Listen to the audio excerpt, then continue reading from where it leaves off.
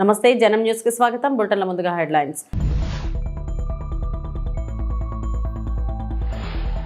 వరుసగా 8వ బడ్జెట్ ప్రవేశపెట్టిన నిర్మలమ్మ.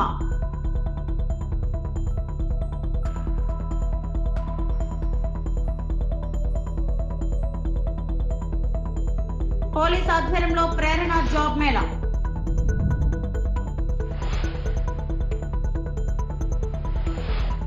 పార్లమెంట్లో బడ్జెట్ 2025ను ప్రవేశపెట్టడానికి ముందు నిర్మలా సీతారామన్ రాష్ట్రపతి భవన్ కు వెళ్లారు. రాష్ట్రపతి ద్రౌపది ముర్ముతో సమావేశమయ్యారు. రాష్ట్రపతి ద్రౌపది ముర్మును కలిసి బడ్జెట్ సమర్పణకు అనుమతి తీసుకున్నారు. రాష్ట్రపతి ద్రౌపది ముర్ముతో సమావేశమై బడ్జెట్ వివరాలను వివరించారు. ఈ సందర్భంగా నిర్మలమ్మకు రాష్ట్రపతి మిఠాయి తినిపించారు. పెరుగు చక్కెరతో నోరు తీపి చేసి గుడ్ లక్ చెప్పారు.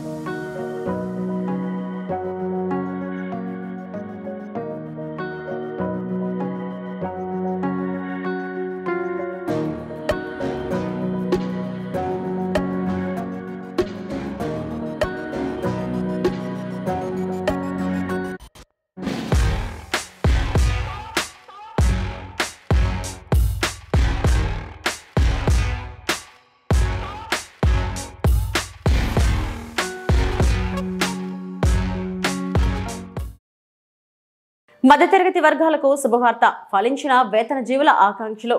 చాన్నాలకు ఎన్డీఏ హయాంలో పన్ను చెల్లింపుదారులకు భారీ ఊరట. కొత్త పన్ను విధానం. వ్యక్తిగత ఆదాయ పన్నుపై కేంద్రం కీలక నిర్ణయం. 12 లక్షల వరకు వ్యక్తిగత ఆదాయ పన్ను నుంచి మినహాయింపు. కొత్త పన్ను విధానంలో 12 లక్షల వరకు పన్ను నుంచి మినహాయింపు. 18 లక్షల వరకు ఆదాయం వచ్చేవారికి 70,000 వరకు లబ్ధి. 20 లక్షల వరకు ఆదాయం వచ్చేవారికి 1.10 లక్షల వరకు లబ్ధి. పాత పన్ను విధానం. పాత పన్ను విధానంలో 4 లక్షల వరకు పూర్తి పన్ను మినహాయింపు. 4 లక్షల నుంచి 8 లక్షల ఆదాయంపై 5% పన్ను. 8 లక్షల నుంచి 12 లక్షల ఆదాయంపై 10% పన్ను. 12 లక్షల నుంచి 16 లక్షల ఆదాయంపై 15% పన్ను. 16 లక్షల నుంచి 20 లక్షల ఆదాయంపై 20% పన్ను. పాత పన్ను విధానంలో 20 లక్షల నుంచి 24 లక్షల ఆదాయంపై 25% పన్ను. పాత పన్ను విధానంలో 25 లక్షలకు పైగా ఆదాయంపై 30% పన్ను.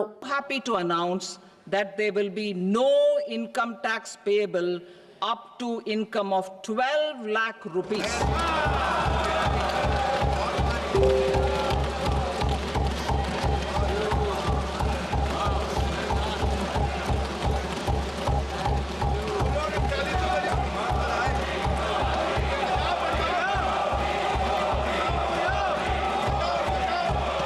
Personal income tax reforms with special focus on middle class. Democracy, demography, and demand are the key support pillars in our journey towards Vikasit Bharat. The middle class provides strength for India's growth. This government, under the leadership of Prime Minister Modi, has always believed in the admirable energy and ability of the middle class in nation building. In recognition of their contribution,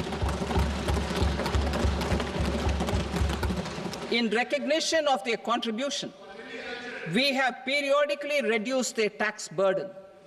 Right after 2014, the nil tax slab was raised to 2.5 lakhs of rupees, which was further raised to 5 lakh rupees in 2019 and to 7 lakh rupees in 2023.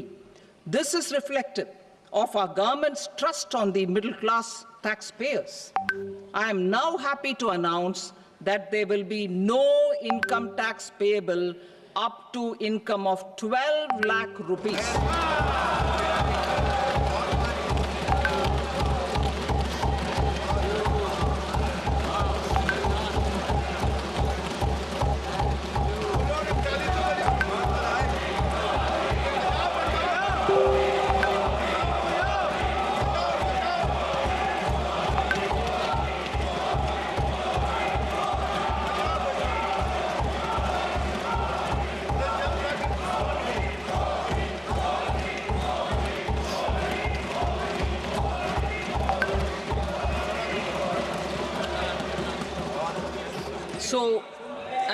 income of 1 lakh per month other than the special rate income such as capital gains under the new regime. This limit will be 12.75 lakh for salaried taxpayers due to the standard deduction of 75,000. Slabs and rates are being changed across the board to benefit all taxpayers. The new structure will substantially reduce the taxes of the middle class and leave more money in their hands, boosting household consumption, savings, and investment. In the new tax regime, I propose to revise tax rate structures as follows: 0 to 4 lakh rupees nil, 4.8 lakh rupees to 4 to 8 lakh rupees 5%, 8 to 12 lakh rupees 10%, 12 to 16 lakh rupees 15%, 16 to 20 lakh rupees 20%, 20 to 24 lakh rupees 25%, and above 24 lakh rupees 30%. To taxpayers up to 12 lakh of normal income other than special rate income such as capital gains. I read that again. To taxpayers up to 12 lakh of income other than special rate income such as capital gains, tax rebate is being provided in addition to the benefit due to slab rate reduction in such a manner that there is no tax payable by them. The total tax benefit of slab rate changes and rebate at different income levels can be illustrated with a few examples.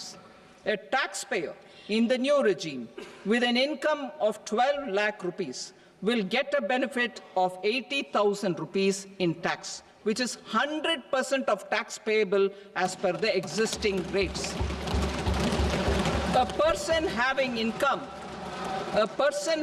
income of 18 lakh rupees will get a benefit of 70,000 rupees in tax. That is 30% of tax payable as per existing rates. A person with an income of 25 lakh gets a benefit of 1,10,000 rupees. That is 25% of his tax payable as per existing rates. తనకు పద్మభూషణ్ పురస్కారం రావడంపై నటుడు బాలకృష్ణ ఆసక్తికర వ్యాఖ్యలు చేశారు. సినీ రంగానికి చేసిన సేవలకు గాను బాలకృష్ణకు భారత ప్రభుత్వం పద్మభూషణ్ అవార్డు ప్రకటించిన విషయం తెలిసిందే. ఈ సందర్భంగా బసవతారకం క్యాన్సర్ ఆసుపత్రిలో బాలకృష్ణకు సన్మాన కార్యక్రమం నిర్వహించారు. ఈ సందర్భంగా మాట్లాడిన ఆయన అవార్డు తనకు ఎప్పుడో వచ్చి ఉండాల్సిందని పలువురు అంటున్నారని తెలిపారు. తనకు ఈ అవార్డు రావడంలో ఆలస్యం ఏం కాలేదన్నారు. సినీ పరిశ్రమలో 50 ఏళ్లు పూర్తి చేసుకుని మూడోసారి ఎమ్మెల్యేగా గెలుపొందిన ఈ సమయంలో ఇలాంటి పురస్కారానికి ఎంపిక కావడం తనకెంతో ప్రత్యేకమని తెలిపారు. నా పనిని నేను చేసుకుంటూ వెళ్ళిపోతుంటాను కాబట్టి పదవులకు నేను అలంకారం కానీ పదవులు నాకు ఇప్పుడు అలంకారం కాదు. ఏది నేను సాధించిన జీవితంలో ఇంకా ఎంతో చెయ్యాలి అన్న ఒక స్ఫూర్తి ప్రదాత మా నాన్నగారు విశ్వవిఖ్యాత నట సార్వభౌమ డాక్టర్ పద్మశ్రీ నందమూరి తారక రామారావు గారు.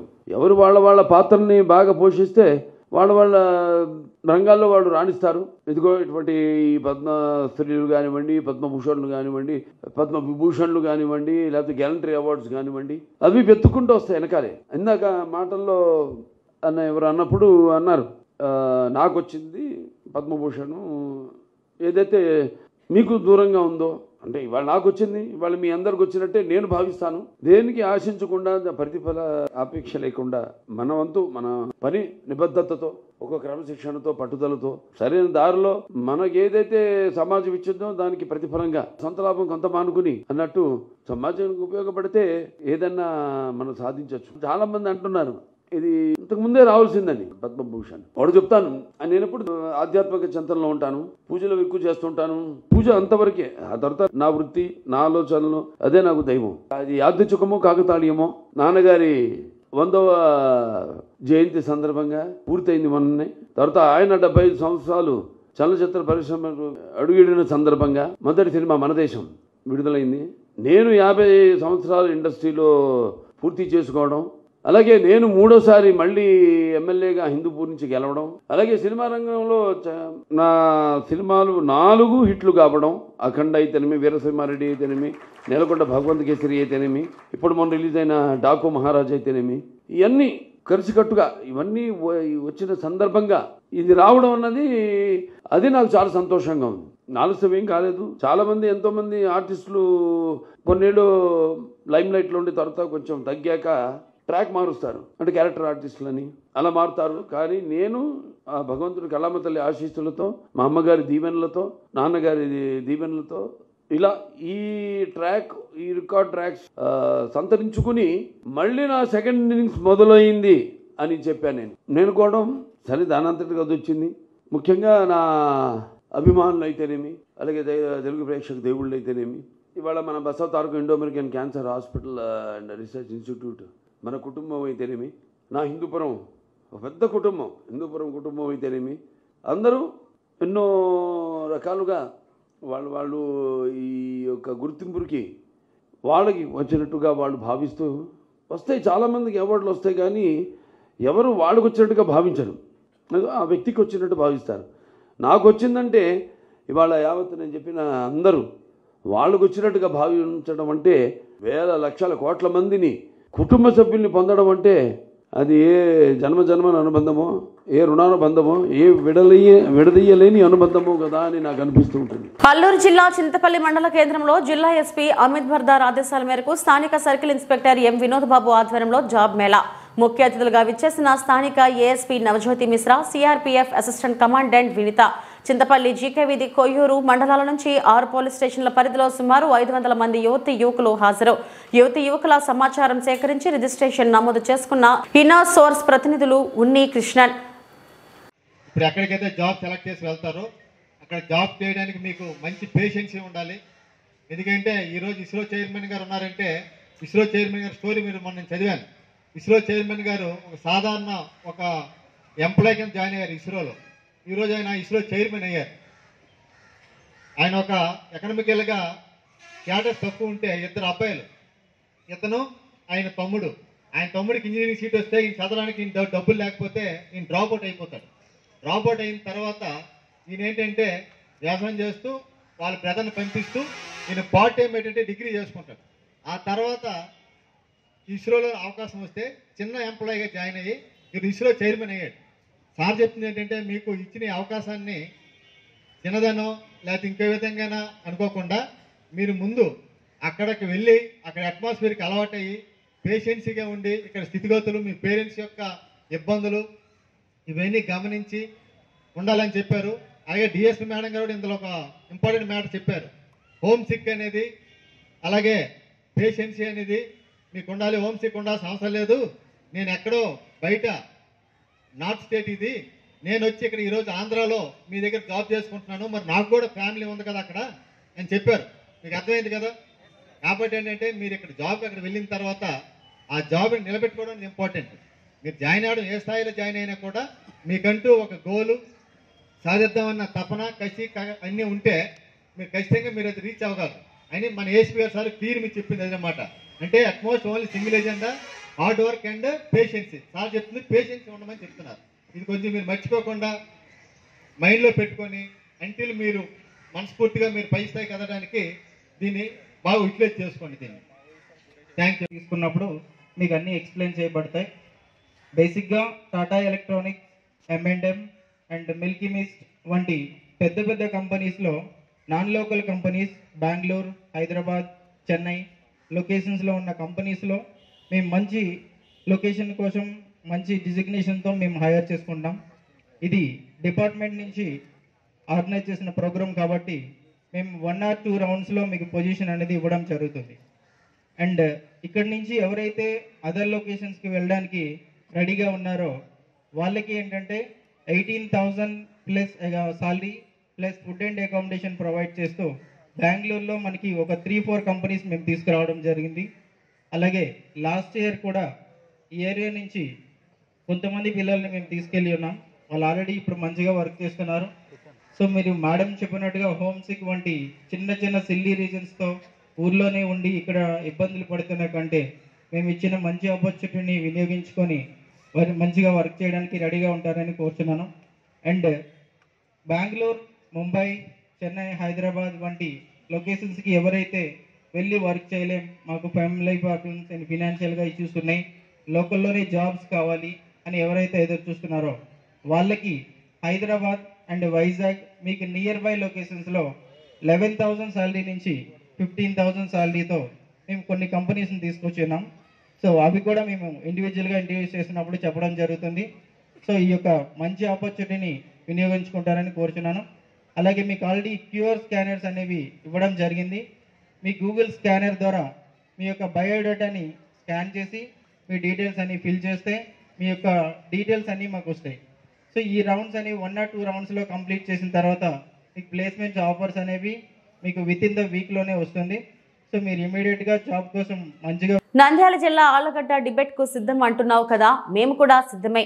వైఎస్ఆర్సీపీ నాయకుడు భూమా కిషోర్ రెడ్డి ఆళ్లగడ్డ ఎమ్మెల్యే భూమా అఖిలప్రియకు ప్రతి సవాల్ విసిరిన భూమా కిషోర్ రెడ్డి, మీరు ఎక్కడెక్కడ అవినీతి జరిగిందో అక్కడే డిబేట్ పెడదామని మీడియా ముందు తనదైన శైలిలో నిప్పులు చెరిగారు. మేము చెప్పింది విజయ డైరీలో కొత్తూరు గ్రామంలో ఎర్రమట్టి, జగత్ డైరీలో 70 లక్షల కరెంటు బిల్లులు బకాయిలు ఉందని, అక్కడికి వచ్చి డిబేట్ పెడితే ఇంకా చాలా బాగుంటుందని తెలియజేశారు.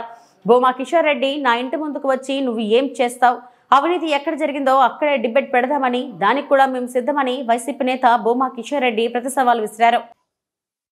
నిన్న నేను చేసిన అఖిలప్రియ మీద చేసిన ఆరోపణలకి ఈరోజు స్పందిస్తూ ఎలక్ట్రానిక్ మీడియాలో వీడియో చూశాను. ఆమె మాట్లాడుతూ చర్చకి ప్రూఫ్లతో పాటు నువ్వు సవాల్ అంటున్నావు కాబట్టి నేను సిద్ధం అంటుంది. సిద్ధం అంటూ ఆమె నీ ఇంటికి వస్తా 4 గంటలకి, నువ్వు ఉండు, నేను దీని మీద చర్చించాలి అది అని మాట్లాడుతుంది. సో ఈరోజు నిన్న నేనేమి ఆరోపించాను, విజయ డైరీలో నువ్వు 1 కోటి పైన అప్పున్నావు అని చెప్పేసి నీ మీద ఒక ఆరోపణ చేశాను. దాన్ని ప్రూవ్ చేయాలంటే నా ఇంటికి వచ్చి నేను గాడిదలు కాస్తామా?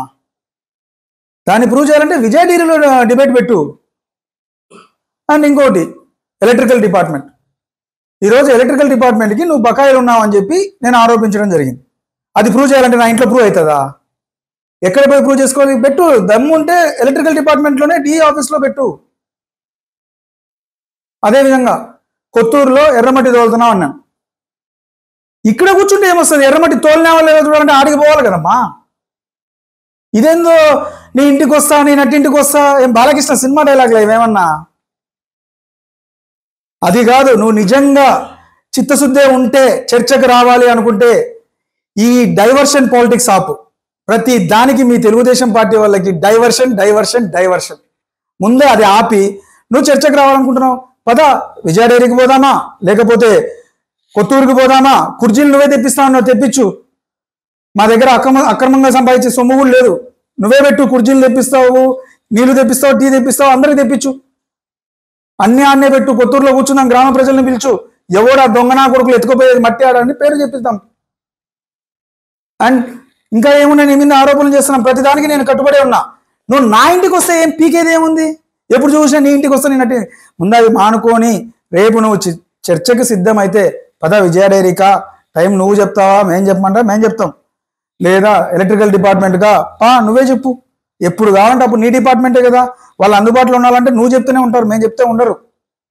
డిఈ ఉండాలంటే మేము చెప్తే ఉండరు, మీరు చెప్తూనే ఉంటారు. నీ ఇంటి పక్కనే ఆ 2 నెంబర్లు కూడా మీకు తెలియదంటే చెప్పండి, మేమే చెప్తాం, సర్వీస్ నెంబర్లు కూడా. సో ఏదైనా ఈరోజు ఇసుక మీద అవినీతి చెప్పినాము. ఇసుక మీద ఆల్రెడీ నిన్న అధిక రేట్లకు అమ్ముతున్నారని చెప్పేసి పొద్దున్నే రైడ్ చేసి మరీ తీసుకుపోయి ఆడ పెట్టినారు. ప్రతి ఒక్కటి మేము ఆరోపించిన దాని మీద సిద్ధం. నువ్వు ఏదో ఊరిక స్టంట్లు చేసి ఈ పాత సినిమా, అదే స్కూల్ నుండి మేము ఇక్కడికి వచ్చినాం, ఈ డ్రామా ఆర్టిస్ట్ సినిమాలన్నీ చూసినాం. ఇప్పుడు నువ్వు మళ్ళీ అదే డ్రామా రిపీట్ చేయొద్దండి.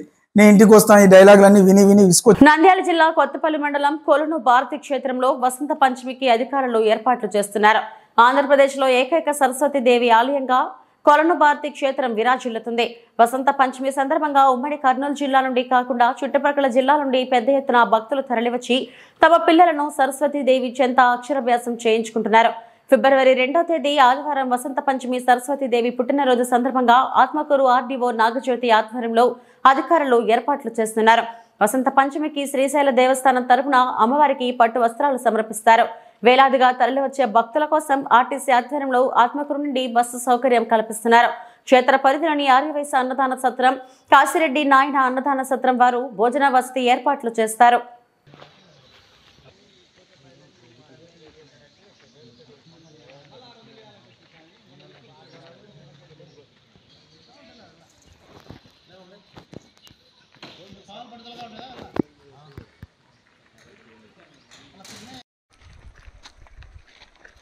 అంటే కొలన భారతి టెంపుల్ దగ్గర 2వ తారీఖు అంటే ఆదివారం రోజు వసంత పంచమి ఉత్సవాలు జరగబోతున్నాయి.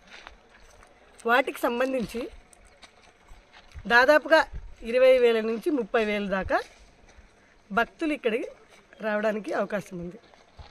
అదేవిధంగా అంటే రేపటి దినం శనివారం సాయంకాలం నుంచి బయలుదేరి ఆదివారం ఉదయానికి మన శ్రీశైలం దేవస్థానం నుంచి కొలనభారతి అమ్మవారికి పట్టు వస్త్రాలు రావడం జరుగుతుంది.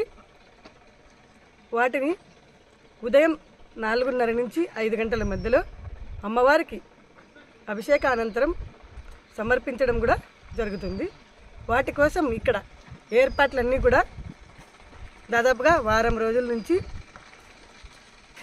ఆల్ డిపార్ట్మెంట్స్ అంటే రెవెన్యూ డిపార్ట్మెంట్ ఆధ్వర్యంలో మన గౌరవ ఎమ్మెల్యే గారి సూచనలు మరియు కలెక్టర్ మేడం గారి సూచనలతో ఇక్కడ అన్ని ఏర్పాట్లు జరుగుతున్నాయి.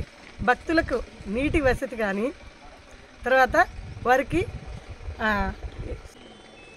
తర్వాత భోజన సదుపాయం కానీ అన్నీ కూడా ఎటువంటి ఇబ్బందులు లేకుండా చూసుకోవడానికి అందరూ కూడా ప్రయత్నం చేశారు. దాదాపుగా అన్ని సదుపాయాలు పూర్తి కావచ్చాయి. రేపటి సాయంత్రానికల్లా అన్నీ కూడా పూర్తి అవుతాయి. కాబట్టి భక్తులందరూ కూడా ప్రశాంతంగా వసంత పంచమి రోజు ఇక్కడికి వచ్చి దర్శించుకొని అమ్మవారి పైకి పాత్రలు కాగలుగుతారు. తర్వాత ఇక్కడ మన రాష్ట్రంలోనే ఉన్న ఒకే ఒక సరస్వతీదేవి దేవస్థానం కాబట్టి ఆ రోజు ఇక్కడ మన చిన్నపిల్లలకి అక్షరాభ్యాసాలు కూడా ఇక్కడ ఎక్కువగా జరుగుతాయి. సో కాబట్టి ఎవరికి కూడా ఎటువంటి ఇబ్బందులు కలగకుండా బారికేడ్ సదుపాయం కూడా తోసుకోకుండా జరగడానికి ఏర్పాట్లు చేస్తున్నాము. సో అందరూ కూడా ఇది గుర్తుంచుకొని ప్రతి ఒక్కరూ భక్తులందరూ కూడా దేవస్థానానికి వచ్చి దర్శించుకోవచ్చు. మనము ఆర్టీసీ డిపార్ట్మెంట్తో మాట్లాడి స్పెషల్ బస్సులు కూడా అరేంజ్ చేయడం జరిగింది. సో కాబట్టి ఎటువంటి ఇబ్బంది లేకుండా వాళ్ళు ఎవరైనా కూడా వచ్చి దర్శించుకోవచ్చు. అన్నీ పూర్తి చేశారు. పార్కింగ్ ఇక్కడ పార్కింగ్ R&B డిపార్ట్మెంట్ వాళ్ళు, తర్వాత మనకి తర్వాత వాటర్ RWS వాళ్ళు, తర్వాత శానిటేషన్ మన MPDO కొత్తపల్లి, తర్వాత ఇంకా మిగిలిన అన్నీ కూడా మనకి ఇబ్బంది లేకుండా జరుగుతున్నాయి. మనము తార్ రోడ్లు వెంటనే కల్పించడానికి అవకాశం లేదు కాబట్టి ట్రాఫిక్ నిబంధనలు జాగ్రత్తగా పరిశీలించడానికి మన పోలీస్ డిపార్ట్మెంట్ వాళ్ళని ఆదేశించడం అనేది. సో వాటికి ఎటువంటి ఇబ్బందులు లేకుండా అయితే చూసుకోగలుగుతాం. ప్రస్తుతం తార్ రోడ్ సదుపాయం కల్పించడానికి మాత్రం కుదరదు. వాటర్ అప్లై చేయమని చెప్పాము కొద్దిగా మట్టి లేకుండా ఉండడానికి. 20,000 నుంచి 30,000 దాకా వచ్చే అవకాశం ఉంది. శ్రీశైలంలోని బ్రహ్మరాంబ సమేత మల్లికార్జున స్వామి అమ్మవార్లను సంక్రాంతికి వస్తున్నాం సినిమా హీరోయిన్ గా చేసిన మీనాక్షి చౌదరి దర్శించుకున్నారు. ముందుగా ఆమె రత్నగర్భ వినాయక స్వామిని దర్శించుకుని పూజలు చేశారు. గర్భాలయంలో మల్లికార్జున స్వామికి అభిషేకం నిర్వహించుకుని అమ్మవారికి కుంకుమార్చన పూజలు చేశారు. స్వామి అమ్మవార్లను దర్శించుకున్న అనంతరం అమ్మవారి ఆశీర్వచన మండపంలో అర్చకులు వేద పండితులు వేద ఆశీర్వచనాలు ఇచ్చి దీవించారు. ప్రముఖ హీరోయిన్ శ్రీశైలానికి రావడంతో అక్కడున్న వారు ఆమెతో సెల్ఫీ దిగేందుకు ఆసక్తి కనపరిచారు.